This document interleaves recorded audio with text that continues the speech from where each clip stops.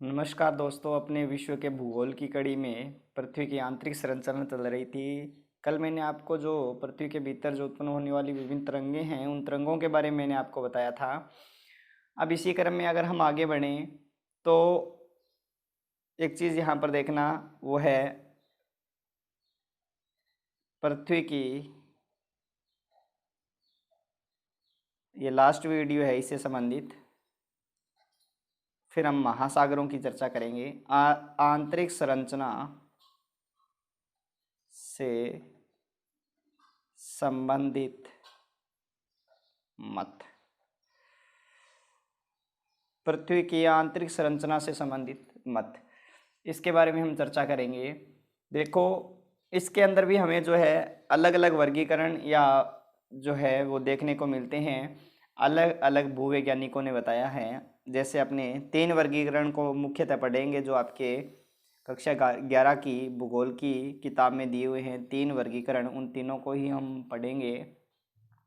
पहला तो हम पढ़ेंगे आपके स्वेस का वर्गीकरण। किसका वर्गीकरण?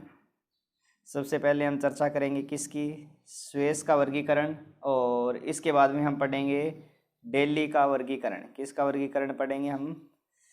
डेली का वर्गीकरण पढ़ेंगे। और इसके बाद में हम जो है IUGG का वर्गीकरण पढ़ेंगे। IU international union of geodesy and geophysic, भूकंप तथा भूभौतिक विज्ञान का अंतर्राष्ट्रीय संघ। ठीक है। कैसे, मैं यहाँ पर इसका जो फुल फॉर्म है आपके सामने लिख देता हूँ। IUGG। ठीक है। भूकंप तथा भूभौतिकी, भूभौतिकी विज्ञान का अंतर्राष्ट्रीय संघ।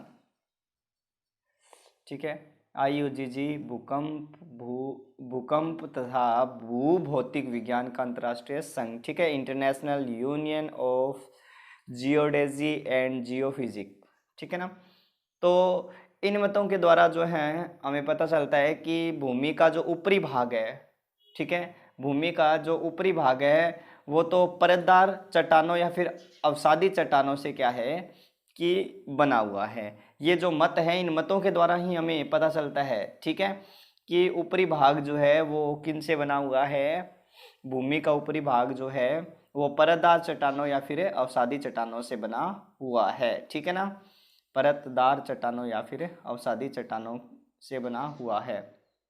और एक यही मत हमें जो है बताते हैं कि पृथ्वी की उत्पत्ति के समय जो भूखंड मौजूद था, कब?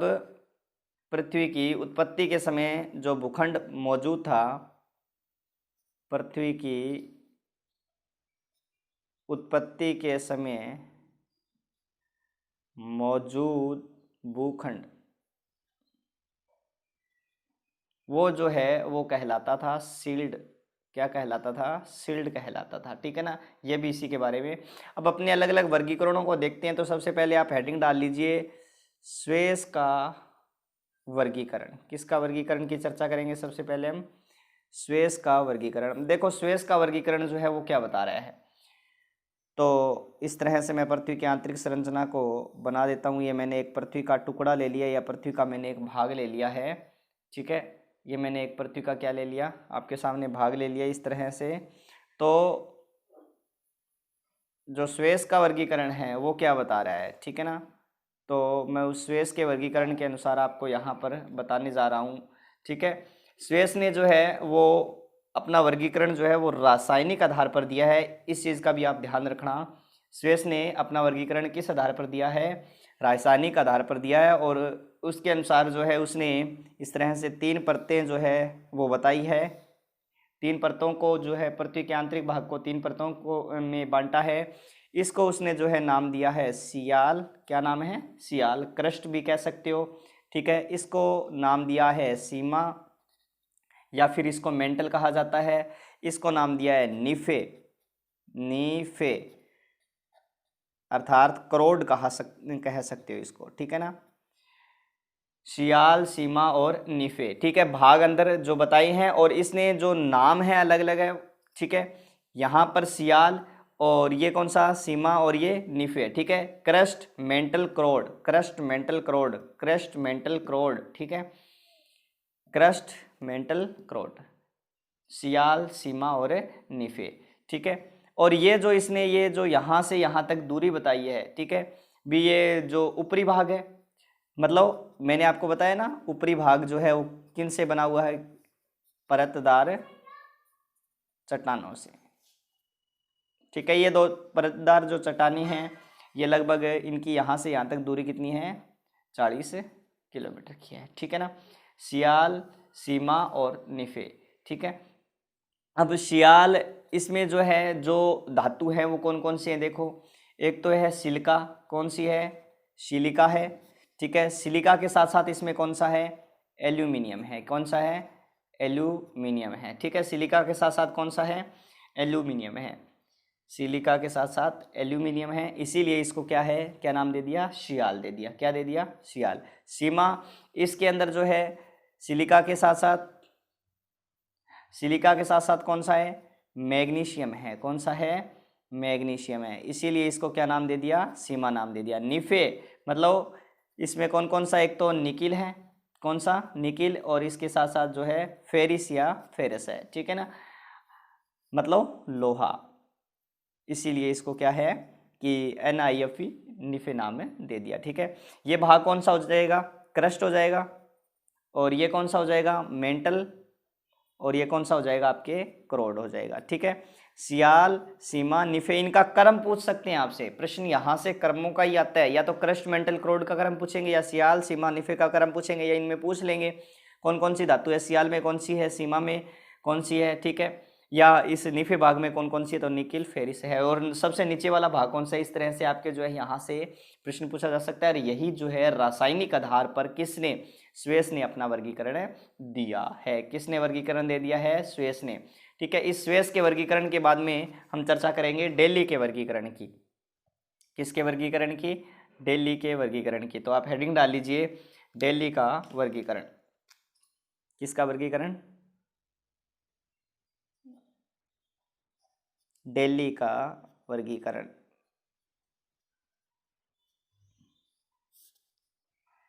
तो डेली के वर्गीकरण में अगर देखें तो इस तरह से ही अपने पृथ्वी की आंतरिक संरचना को बना लिया, ठीक है।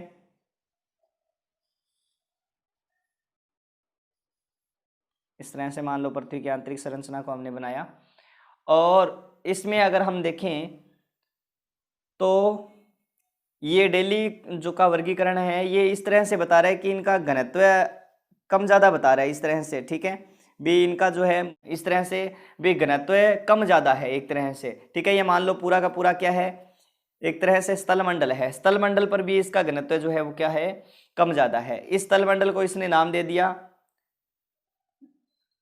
लिथोस्फीयर, ठीक है, क्या नाम दे दिया, लिथोस्फीयर। और इसने जो इनका पूरे का जो घनत्व बताया है वो लगभग 2.7 से लेकर 2.9 बताया है, ठीक है, 2.7 से 2.9 बताया है, ठीक है। इसने भी वो जो है 3 भागों में एक तरह से बांटा है, कितने भागों में बांटा है, इसने भी 3 भागों में बांटा है, और इसको इसने नाम दिया है दुर्बल मंडल, कौन सा मंडल नाम दिया है, दुर्बल मंडल, ठीक है, एस्थीनोस्फीयर, ठीक है। इसको क्या नाम दे दिया इसने, लिथोस्फीयर, इसको क्या नाम दे दिया, एस्थीनोस्फीयर, क्या नाम दे दिया, एस्थीनोस्फीयर।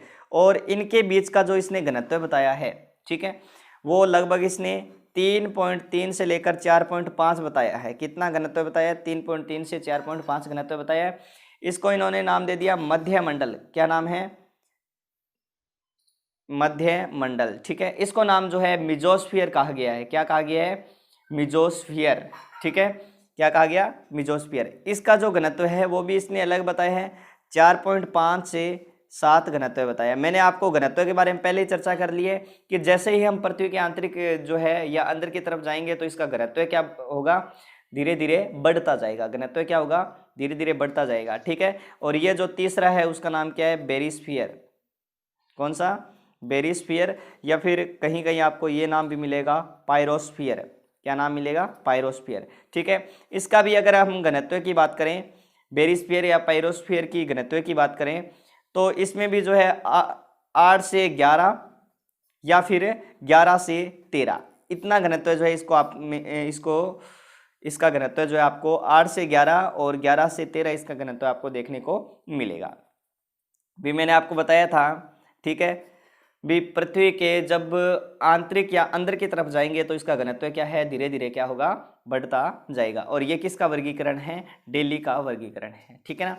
अब एक वर्गीकरण और रह गया है बस डेली के वर्गीकरण में। इसमें आपको इतना ही ध्यान रखना है भी इसने जो है तीनों मंडलों को नाम क्या क्या दिया है और अलग अलग घनत्व इसका बताया है। इसने ये सिद्ध कर दिया है कि जब पृथ्वी के अंदर की तरफ या आंतरिक भाग की तरफ हम जाएंगे, ये आंतरिक ये बिंदु है, केंद्र बिंदु है, 6371 किलोमीटर में है। ठीक है, तो इसका घनत्व जो है वो धीरे धीरे क्या होगा, बढ़ता जाएगा। ठीक है, इसके बाद में लास्ट वर्गीकरण जो है वो किसका है? IUGG का वर्गीकरण इंपॉर्टेंट है, सबसे मान्य वर्गीकरण यही है। कौन सा है? IUGG का वर्गीकरण इंपॉर्टेंट प्लस सबसे मान्य सर्वोत्तम जो वर्गीकरण है वो इसी का ही है, IUGG का वर्गीकरण है। ठीक है, तो भाग इस तरह से ही आपको बनाने हैं।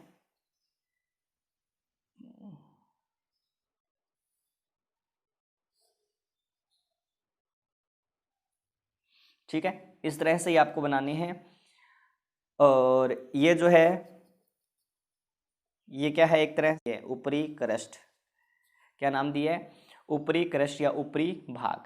ठीक है, और ये जो है इसका भी जो है वो एक तरह से कह सकते हो कि महाद्वीपों में और महासागरों में इसकी जो दूरी है वो कम ज़्यादा होती रहती है। ठीक है, औसत दूरी जो है कम ज़्यादा। जैसे अगर मैं बात करूं महासागरों की, कहाँ की बात करूं? महासागरों की, तो महासागरों में कितनी है? 5 किलोमीटर है। और महाद्वीपों की बात करूं तो महाद्वीपों में लगभग कितनी है? 30 किलोमीटर है। ठीक है, कितनी है? 30 किलोमीटर है। अब मैं अलग अलग भाग को आपको यहाँ पर आपके सामने बता देता हूँ। ठीक है, तो ये लो अलग अलग परतें मैंने आपके सामने यहाँ पर बना दी है इस तरह से। ये अलग अलग परतें यहाँ पर आपको दिखाई दे रही होगी। अब इसके बाद में हम अपने देखें, ये ऊपर वाला जो सारा भाग है, ठीक है, ये क्या कहलाया? क्रस्ट कहलाया। ऊपर वाला जो है क्या भाग, ये पूरा भाग जो है वो क्या कहलाया?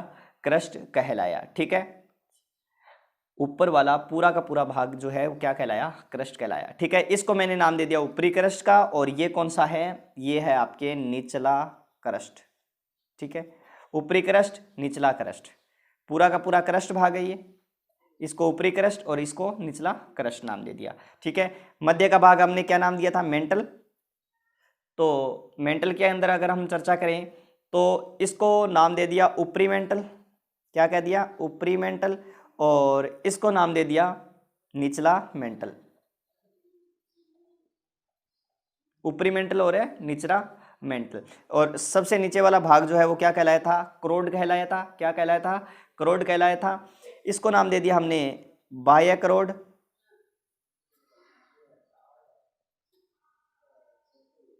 बाह्य क्रोड या फिर आउटर क्रोड। और ये जो है ये कौन सा है? आंतरिक क्रोड। ठीक है, बाह्य क्रोड और आंतरिक क्रोड। तो आंतरिक क्रोड मतलब इसको इनर क्रोड और इसको आउटर क्रोड, बाह्य क्रोड और आंतरिक क्रोड, इस तरह से हमने इसको नाम दे दिया। अब सबसे पहली बात तो हमें ये देखनी है कि जो क्रस्ट और मेंटल को जो भाग अलग कर रहा है या जो परत अलग कर रही है, ये देखो क्रस्ट और मेंटल को जो परत या भाग अलग कर रहा है उसे क्या कहते हैं? क्रस्ट और मेंटल को। ठीक है, ये जो है कौन सी अनिश्चितता से ये अलग हो रहा है? कौन सा भाग? क्रस्ट और मेंटल। क्योंकि यहाँ से यहाँ तक जो है इसकी दूरी लगभग कितनी है? 200 किलोमीटर है। कितनी है? 200 किलोमीटर है। ठीक है, और यहाँ तक जो है अगर हम यहाँ तक आएंगे, ठीक है, कहाँ तक आएंगे? यहाँ तक। तो यहाँ तक इसकी दूरी जो है लगभग 2900 किलोमीटर है। कहाँ तक? क्रोड तक आएंगे तो कितनी हो जाएगी? 2900 किलोमीटर है। और यहाँ पर जो है पृथ्वी के आंतरिक भाग की आपको दूरी पता ही है, 6371 किलोमीटर है। 6371 71 किलोमीटर है। ठीक है, अब ये जो है ये मैंने आपको बता दिया पूरा का पूरा। अब इसके बाद में आपको क्या याद रखना है, आपको ये नाम याद रखने हैं। ये जो भाग है इसको क्या कहा जाता है, या कौन सी अनिश्चितता से दोनों अलग हो रहे हैं। कौन सा, क्रस्ट और मेंटल। क्रस्ट और मेंटल कौन सी अनिश्चितता से अलग हो रहे हैं। तो ये जो यहाँ इन दोनों के बीच में जो अनिश्चितता है वो कौन सी है, मोहरोविकिक। ठीक है, कौन सी अनिश्चितता है, मोहरोविकिक। मतलब अनिश्चितता का मतलब भी अगर यहाँ से कौन सी अनिश्चितता है, मोहरोविकिक अनिश्चितता है। मतलब ये समझ गए भी जब ये दूसरे माध्यम में प्रवेश करे तो तरंगों में क्या हो, एक तरह से परिवर्तन हो। ठीक है, तरंगों में परिवर्तन हो, या तो अगर या सघन या विरल माध्यम में ये प्रवेश करेगी तो इनमें जो है क्या है कि बदलाव देखने को नजर आएगा, या फिर इसके अंदर वो गुजर ही नहीं पाएगी। इस तरह से जो है इनको अलग किया गया है इन भागों से। तो ये कौन सी है, मोहरोविकिक अनिश्चितता। ठीक है, जो कि क्रस्ट है और मेंटल को क्या करती है, अलग करती है। किसको, क्रस्ट प्लस मेंटल को अलग करती है। इन दोनों के बीच में जो अनिश्चितता है, ठीक है, जो मेंटल और क्रोड को अलग करती है, इसको नाम दिया गया है गुटेनबर्ग अनिश्चितता। कौन सी अनिश्चितता है, गुटेनबर्ग। ठीक है, जो कि मेंटल को क्रोड से अलग करती है। किससे अलग करती है, मेंटल को क्रोड से अलग करती है। इतनी बात आपको समझ में आ गई। ठीक है, मतलब ये जो अनिश्चितता है इनको अलग जो है वो मैंने आपको बता दिया। भूकंपीय तरंगों के परिवर्तन के आधार पर नाम दिया है। भूकंपीय तरंगों के परिवर्तन के आधार पर, मान लो अब भूकंपीय तरंगें जो है इसमें परिवर्तित होती है। ठीक है, इसमें प्रवेश करने के बाद परिवर्तित होती है, तो वो क्या है कि इसी आधार पर इनको जो है अनिश्चितता का नाम दिया है। ये चीज आप ध्यान रखना। अब आपको पता है कि इनको भी ये अलग कर रही है, ये जो भाग है ये इनको भी अलग कर रहा है। ठीक है, क्योंकि वाला भाग जो है वो हमने क्या नाम दे दिया, इस ऊपर वाले भाग को क्रस्ट कहा है, ऊपर वाले भाग को क्या कहा है, क्रस्ट कहा है। तो ऊपरी क्रस्ट और निचला क्रस्ट, ऊपरी और निचला क्रस्ट जो है इन दोनों को जो भाग अलग कर रहा है। ठीक है, इनमें यहां तक की दूरी मैंने आपको बताई थी, महाद्वीपों में कितनी है, महासागरों में कितनी है। ठीक है, यहां तक जो अलग कर रहा है, ऊपरी क्रस्ट और निचला क्रस्ट को जो अलग कर रहा है, ठीक है, उसका नाम है कोनराड अनिश्चितता। कौन सी अनिश्चितता है, कोनराड अनिश्चितता है। ठीक है, कोनराड अनिश्चितता है। समझ में आ गई बात। इसके बाद में जो है ऊपरी मेंटल और निचला मेंटल लगभग कितना है, ये दूरी 700 किलोमीटर की है। ये जो परत है, या ठीक है, ये जो अनिश्चितता है उसका नाम है रेपिटी अनिश्चितता। रेपिटी अनिश्चितता। ठीक है, रेपिटी अनिश्चितता। इतनी बात समझ। तो ऊपरी मेंटल और निचले मेंटल को कौन है, रेपिटी अनिश्चितता जो है अलग करती है। ठीक है, अब क्रोड आ गया, क्रोड, बाह्य क्रोड और आंतरिक क्रोड, यहां तक लगभग जो दूरी है वो कितनी है, 5150 है। ठीक है, 5150 किलोमीटर है। ये जो अनिश्चितता है ये दोनों को जो अलग कर रही है उसका नाम है लेहमैन अनिश्चितता। कौन सी है, लेहमैन अनिश्चितता है। ये जो इन दोनों को अलग कर रही है। ठीक है, इन दोनों को अलग करने वाली रेपिटी है, इन दोनों को अलग करने वाली कौन सी है, कोनराड है। ठीक है, बाकी मैंने आपको बता ही दिया। ठीक है, लेहमैन किसको अलग करती है, बाह्य क्रोड आंतरिक क्रोड को अलग करती है। ठीक है, रेपिटी जो है वो ऊपरी मेंटल निचले मेंटल को अलग करती है। कोनराड जो है वो ऊपरी क्रस्ट और निचले क्रस्ट को क्या करती है, ये अलग करती है। ठीक है, ऊपरी क्रस्ट और निचले क्रस्ट को क्या करती है, ये अलग करती है। तो इतनी बात आपके समझ में आई गई होगी। इसी के साथ साथ जो है हमारा पृथ्वी का आंतरिक भाग जो है या फिर पृथ्वी की आंतरिक संरचना है, इसी के साथ साथ वो क्या होती है, आपके कंप्लीट होती है। अगर आपको हमारा ये वीडियो पसंद आया तो लाइक कीजिए, शेयर कीजिए। अगर आपने अभी तक हमारे चैनल को सब्सक्राइब नहीं किया तो चैनल को सब्सक्राइब जरूर कीजिए। ठीक है, तो धन्यवाद दोस्तों।